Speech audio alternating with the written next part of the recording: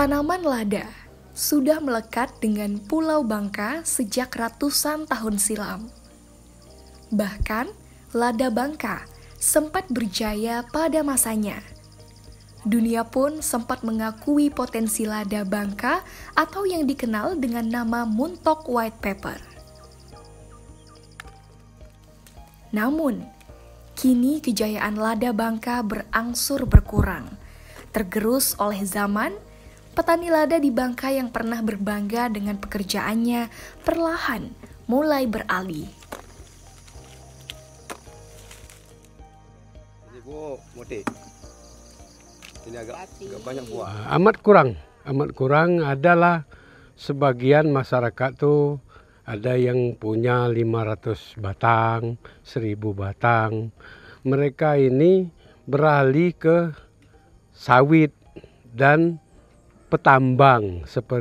Sebagaimana kita ketahui bahwa mayoritas masyarakat di Desa Air Gantang ini menambang. Namun sebagian yang sadar akan pelestarian alam ini mereka berkebun sawit dan ada juga yang berkebun karet.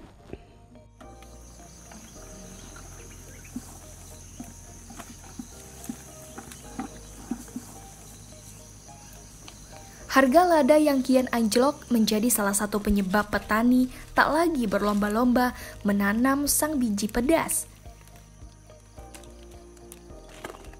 Tanaman lada yang harus dirawat dengan ekstra seakan tak sebanding dengan harga lada saat ini.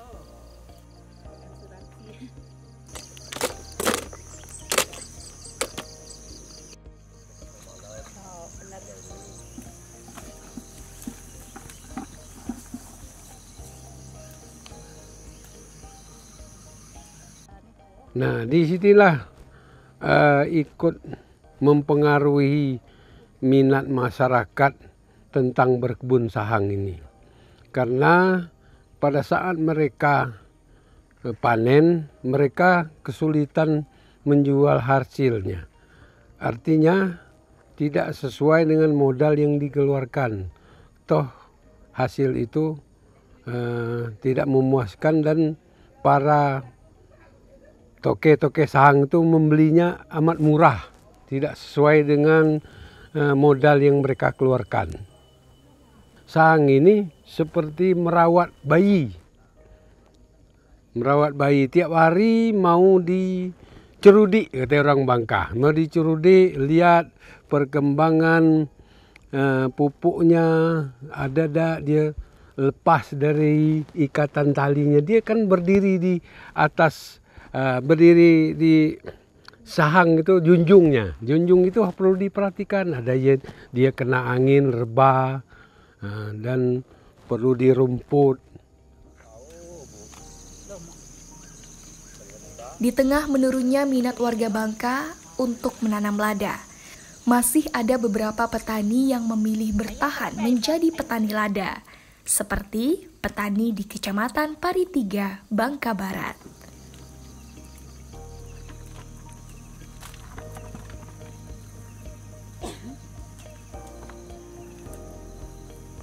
Kondisi lada di Desa Air Gantang, Kecamatan Paritiga, Kabupaten Bangka Barat ini, salah satunya perkebunan yang berhasil yang bisa kita saksikan sendiri, kebun Pak Akian ini.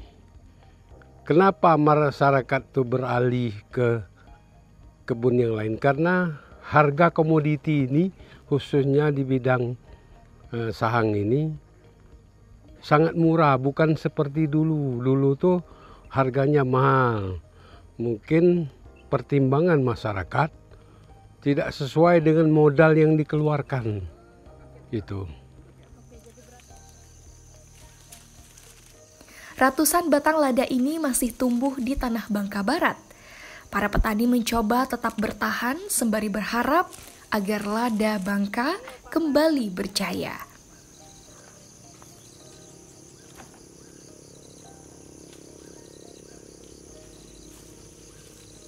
PPL kita berikan pelatihan mengenai perkebunan ini, bagaimana teknis daripada mengelola sahang ini. Nah, kita sudah berupaya meminimalisir supaya lahan yang ada di Desa Air Gantang ini bisa bertahan, tidak ditambang seluruhnya. Masih ada buat kebun sahang, kebun sawit, dan kebun karet.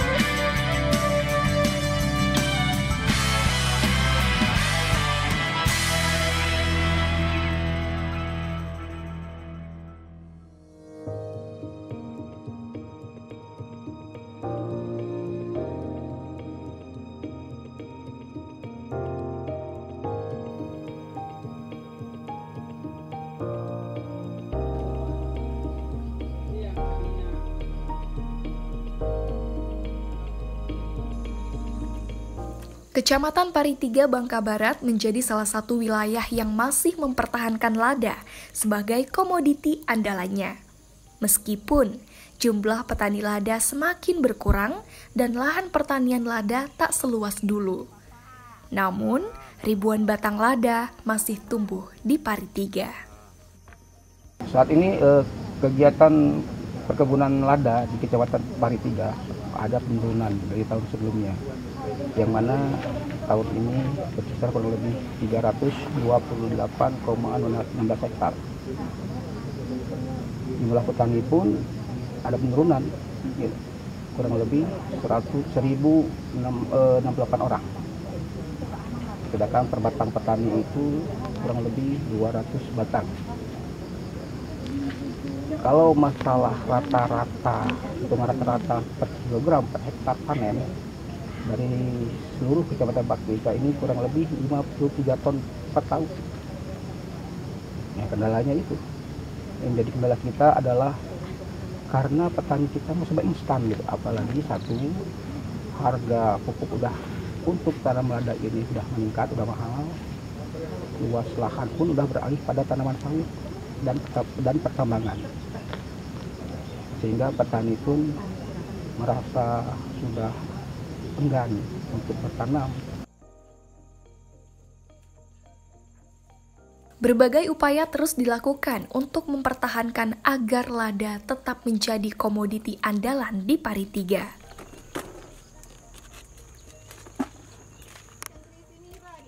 Kok ikan dincis. Berapa?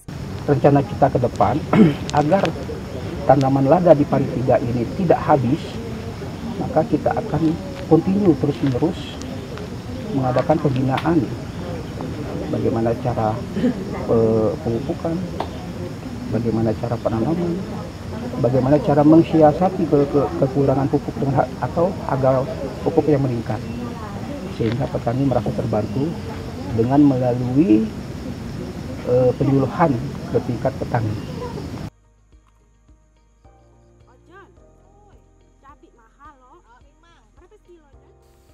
Edukasi terkait perawatan, pengolahan, dan budidaya lada menjadi pekerjaan rumah bagi para penyuluh agar petani lada bisa tetap tertarik menanam lada.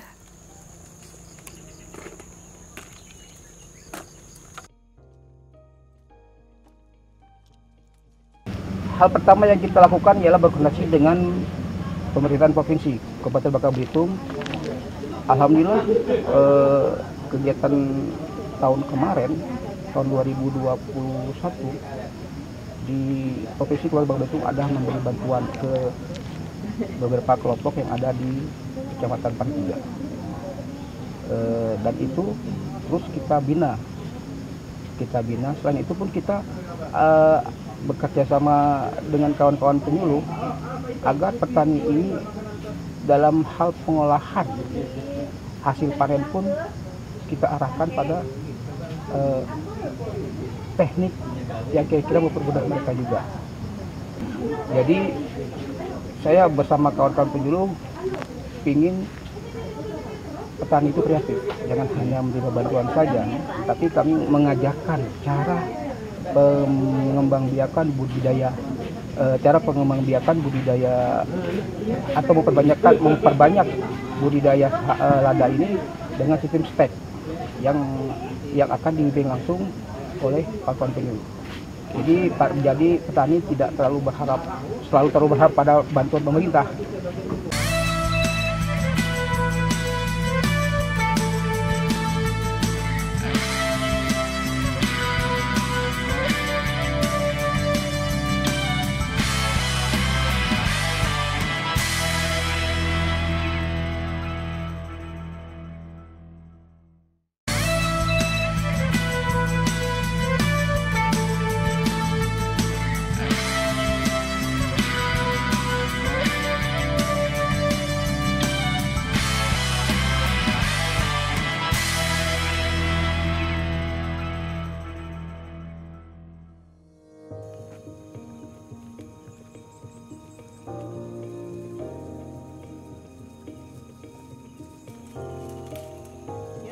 Kawan-kawan, kita mutek sahang, kita beramai-ramai ke kebun, kita muteknya sama-sama.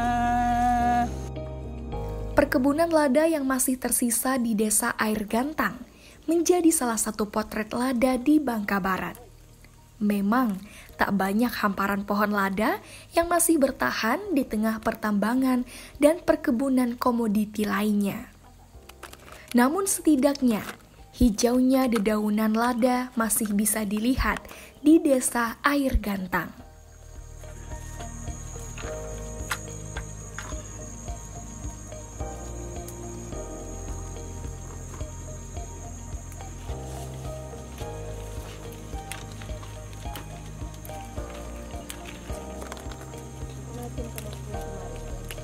Kalau dulu mungkin mencapai Desa Air Gantang petani ladanya bisa mencapai 80% kan gitu. 80%, dan untuk saat ini mungkin pada saat ini dan sampai hari ini kurang lebih masih antara 10-20% yang menanam sahang. Itu pun dengan kondisi penanaman beliau-beliau para petani menanam itu kurang lebih tidak seperti dulu juga gitu. Dulu bisa mencapai 1.000-5.000 batangan, saat ini paling banter 500 batangan gitu. Banyak faktor yang mempengaruhi pertumbuhan dan kualitas lada, mulai dari bibit, perawatan, hingga kayu yang digunakan untuk menopang pertumbuhan lada. Kalau pada umumnya untuk di wilayah kita, Air Gantang, terutama khususnya di Air Gantang, itu pada prinsipnya sangat berpengaruh sekali dibandingkan dengan junjung-junjung, terutama mungkin junjung tajar hidup ya. Karena apa? Dengan junjung mati ataupun kayu yang kita belah ataupun kita bentuk kan gitu ya, itu secara tidak langsung junjung tersebut kan tidak mempengaruhi efek yang lain kan gitu. Apalagi akar daripada tanaman sahang itu kan sangat-sangat rentan itu. Makanya pada umumnya untuk wilayah kita di sini Desa Air Gantang itu kebanyakan, bahkan mungkin 99,9 itu memanfaatkan junjung mati untuk saat ini. Tapi ada beberapa orang gitu itu memanfaatkan junjung hidup itu. Itu pun masih sangat kecil persentasenya itu. Tanaman lada bisa dipanen berkali-kali. Biasanya pada panen pertama hingga kelima, dalam satu batang tanaman lada bisa mencapai 2 kg lada kering untuk setiap panennya.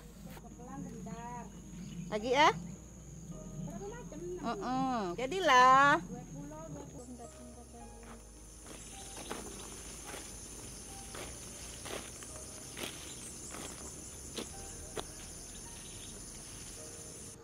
masa panen lada kita ini, terutama kalau untuk junjung mati dengan perawatan yang maksimal seperti yang ada kita lihat di sini, itu bisa mencapai 7 atau 8 kali dengan kondisi seperti ini. Yang sebelah kiri kita ini kan sudah 5 kali, yang di atas itu udah 6 kali dengan kondisi seperti ini, tapi perawatan yang di atas itu lebih maksimal gitu. Jadi kondisinya lebih bagus kan gitu. Cuma paling banter permasalahan produksi untuk per tahun yang jelas berbeda kan, karena waktu panen dengan kondisi tanaman lada semakin tua, makanya agak turunnya agak lumayan gitu produksinya.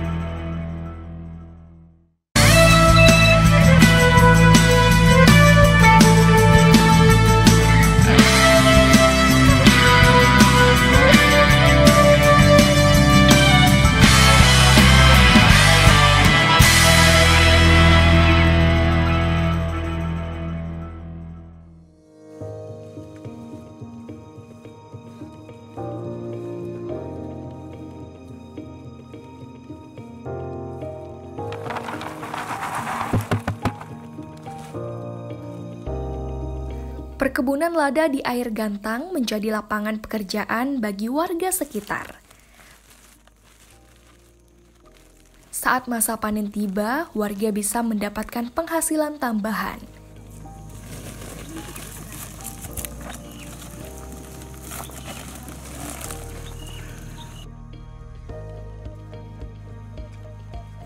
Jika memiliki lahan perkebunan lada yang cukup luas, biasanya pemilik kebun lada akan memperkerjakan warga lainnya yang dibayar dengan sistem upah per hari.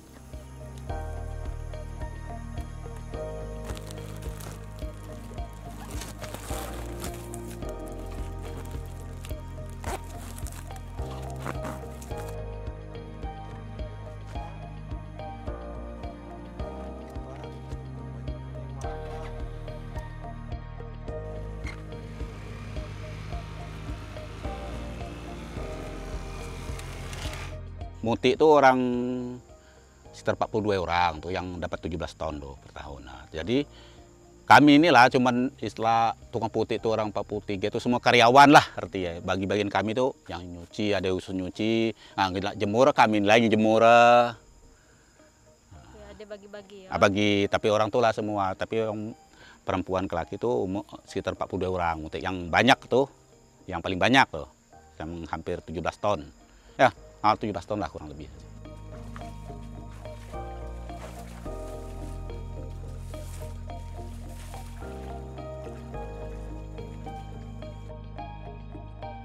Biji lada yang telah dipetik akan direndam sekitar 10 hari, lalu dicuci. Jika hasil panen sedikit, biasanya proses pencucian masih dilakukan secara manual dengan berendam di air dan menggunakan kekuatan tangan.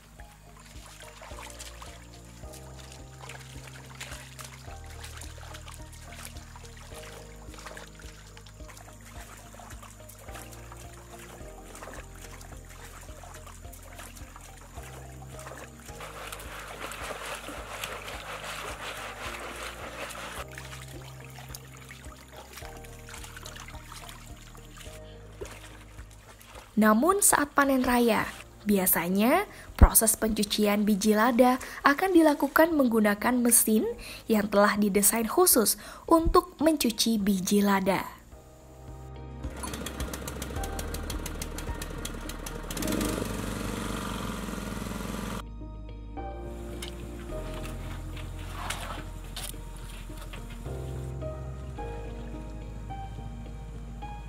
Kalau kami nyuci manual, kami pernah orang 4 tuh paling dapat lah 40 karung lah kurang lebih.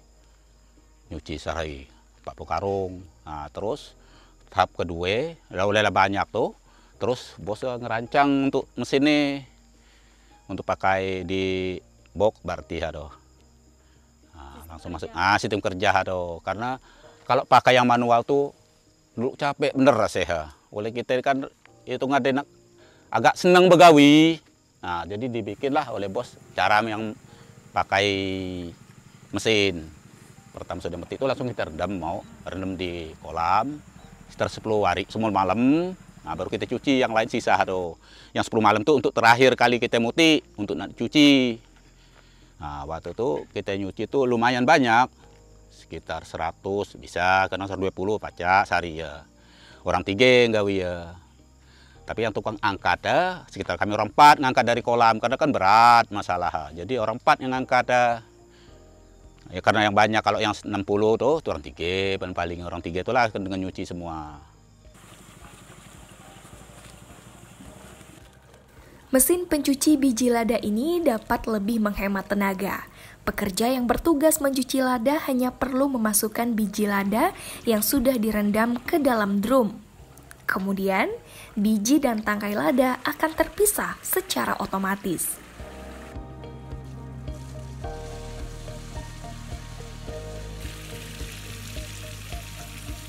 Diangkat, pijak dulu. Nah, sudah kita pijak tuh kan dia lembut. Nah, baru isi ke drum, hidup mesin, isi drum. Nah, minimal kurang lebih 5 karung. Nah, hasilnya sekitar sekarung lah biji yang biji 5 karung kersek kenang. Terus Tiling atau macam nih kalau sudah diambil yang bagus, nanti sekitar lah sore lah selesai semua digawi yang ambil bagus baru kita kerja tiling tadi. Tiling tuh kalau sekitar 20 karung kurang lebih 5 karung lah tiling yang biji tuh agak kurang bagus. Kalau dari drum tuh dari pertama tuh bagus yang kita ambil yang di pengeluaran dia tuh.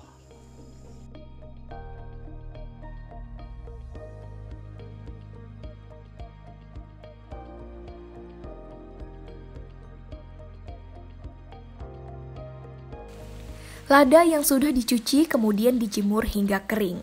Penjemuran biji lada bergantung dengan cuaca lantaran masih mengendalikan sinar matahari. Pada biji-biji lada inilah, para petani dan warga Bangka menaruh harapan besar. Memang saat ini lada masih belum menjanjikan.